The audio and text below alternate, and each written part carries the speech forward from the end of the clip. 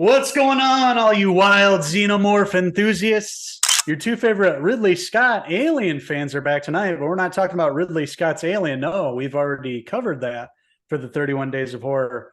We are going to review the sequel that was directed back in 1986 from a director you might have heard of, James Cameron. That's right, we're talking about the return of Ripley in Aliens. There's movement all over the place. 5 meters, man. 4.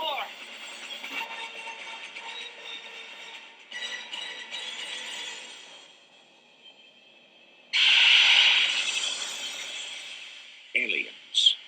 This time, it's war.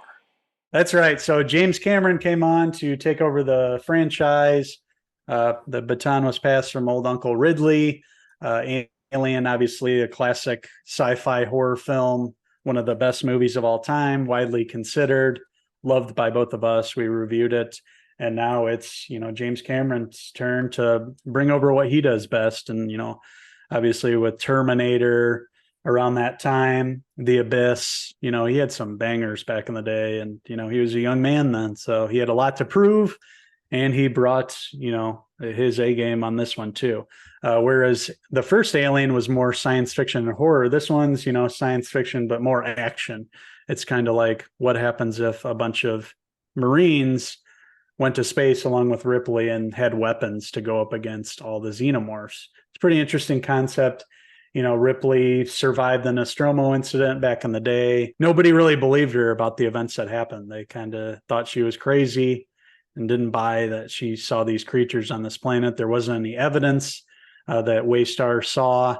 So really they kind of wrote her off as, that this didn't really happen. They're finally able to receive a transmission from there. And basically they were going to go investigate and take her word for it. And they were going to send her along with all these, badasses behind her with a ton of weapons in case they do come across these creatures, and they're able to, go toe to toe with them. And that's what happens in this film. Yet another 80s testosterone driven film with James Cameron, of course, back when he was making really fantastic movies, great movies. This is the blueprint for making a great sequel. That's what this movie's considered. It definitely is one of the better sequels of all time for sure. Kind of took it a whole different way than Ridley Scott did, where it was like horror, isolation up in space, where this is more action packed, and they're going in with guns ablazing and killing all these xenomorph aliens that are infesting the ship, and sets up the little girl of Newt. Ripley comes across, she's hiding out from all these aliens that are infesting the ship, and brings in the military. Brings in a lot of big names, back then, especially in Cameron films. Michael Biehn playing Corporal Hicks. Loved him in this movie. Paul Reiser playing Burke. One of my favorite actors, Lance Hendrickson. Loved him in Pumpkinhead. He plays Bishop in this movie. Great, yeah, exactly. Bill Paxton, Private Hudson, game over. And William Hope playing Lieutenant Gorman, and Jeanette Goldstein, also from Near Dark. Private Vasquez, she was really great. The red headband and the big guns. Yeah. The list goes on and on. There's this cast is stacked, and you can see it behind us, and it really sets up some really memorable and iconic scenes. Yeah, it's balls to the wall action in this. It still does get scary in certain parts. It just doesn't lean so heavily into the horror. There's less aliens in the shadows, and obviously with their weapons, they're able to hold their own a little more. But, there's definitely some gory scenes in this. I like the aspect of when the aliens get shot, when they bleed, and the blood gets on people, it's acidic and sort of melts their skin. I thought that was really cool. Something, interesting to bring with this. And we saw some new aliens in this one. We saw the big queen with the hive and everything. I thought that was really cool. All the same set design and creature design and everything still looks phenomenal in here. It looks like he had the same team to work with. James Cameron, just what he did, he brought a lot more action to this. And let Ripley, this time she was the action star, whereas, she was more of a survivor in the first one, held her own at the end. But this one, she finally realizes her potential.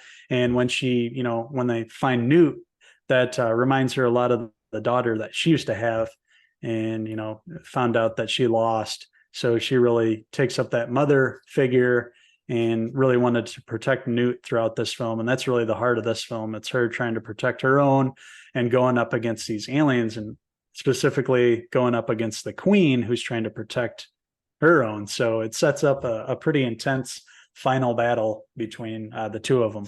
Oh man, I love that ending in the movie so much. Mm-hmm. You know, Yeah. like she goes up and like it Yes. looks like a robot kind of thing and Yeah. goes against it. That's so cool, so Mhm. iconic. And Yeah. Ellen Ripley at her best here, I think. Just might be a little better compared to the first movie, but yeah. Mhm. Sigourney Weaver's always amazing, and this character iconic. Been playing it a long time, and definitely one of the best performances from Sigourney Weaver for sure. Really, the supporting cast working with Ellen Ripley here, it's really what makes this movie work. A lot of great comedic bits, a lot of improvised scenes, especially from Mhm. Bill Paxton in this movie I was reading about. Yeah, He did it was great. all the iconic, lines he has in the movie. Just a lot of great memorable scenes, a movie that holds up. Definitely one of the better sequels out there in terms of movies. And it's a movie you definitely have to rewatch during the Halloween season. Still spooky, still keeps you on the edge of your seat, not knowing what's going to happen. For sure. It's one of the rare sequels that actually, for the most part lives up to the original. It's not quite as good. It's different, but it holds its own for sure and adds to the mythology and, kept this franchise going along. At this point it's still going. We got another movie in the works. We got another TV show. So this franchise is alive and well. And it's thanks to, the first two films primarily. James Cameron came over and put his stamp on it, made it awesome. And like you mentioned, the supporting cast, really made this film. Bill Paxton, Michael Biehn, Vasquez, some badass characters, Lance Hendrickson as the android in this.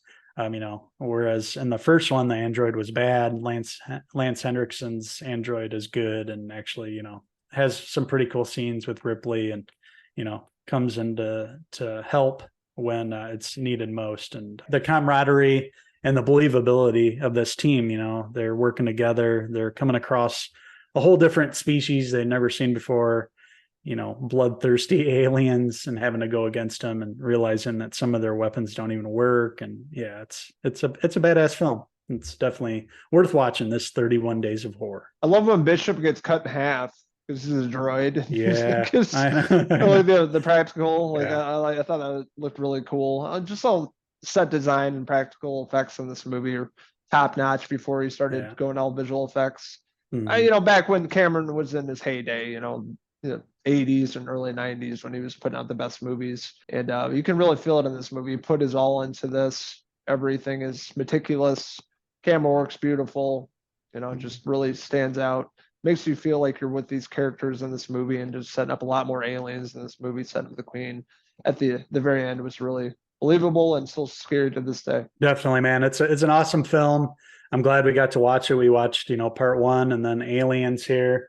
Had a great time with it. I'm going to rate it a little less than the first one, but it's by no means, it should be overlooked. It's a movie that you should watch along with the first one, and a movie we both recommend for the 31 Days of Horror. And with that being said, I'm going to give 1986's James Cameron directed Aliens, I'm going to give it a 4 out of 5 Lance Hendrickson hair pieces.